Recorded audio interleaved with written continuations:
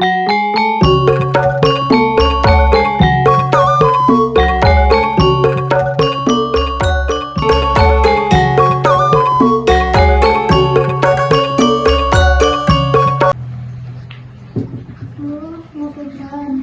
masih bingung caripun damel pawarta ingkang sae. Napa angsal kula nyuwun dipun jelasaken malih. Oh, nggih, nek masalah. Jadi, pawarta sing saya tuwi lengkap, jelas lan fakta.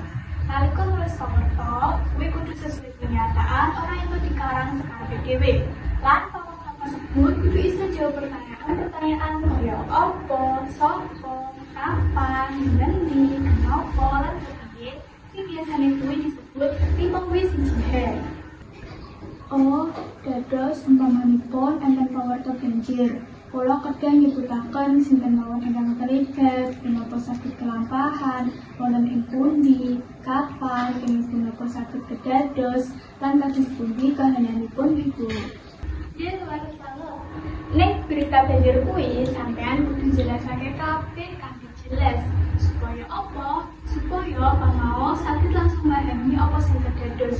Nalika sampean nulis pawarta ing papan sanes, sampean kudu nyebutake lokasine ning endi lan wektu kejadiane. Dadosipun kedah lengkap Ibu, menawi pawarta bab kecelakaan punika kados pundi Bu? Kangge pawarta bab kecelakaan, sampean kudu nyantumake sinten ingkang terlibat, apa jenis kecelakaanipun, endi kejadiane, kapan wektunipun, lan apa penyebabipun. Aja sampean jelasake kondisi korban utawa pihak sing terlibat. Ugi lengkapi kalian informasi kados pundi kahananipun lan apa sing ditindaki petugas. Dadosipun kulados singkatipun saged kados mekaten nggih Bu. Kecelakaan lalu lintas kedadosan ing Jalan Majapahit tanggal 29 April 2000 selangkung. Kalih mobil tabrakan nyebabaken kalih tiang tatu. Penyebabipun kecelakaan punika dipunkirakaken amargi supiripun ngantuk. Polisi enggal rawuh wonten ing papan kejadian kangge nangani kecelakaan lan nyelametaken korban. Nggih, saya tenang. Sampean sampun saged nyatur sedaya unsur migrasi ing pawarta.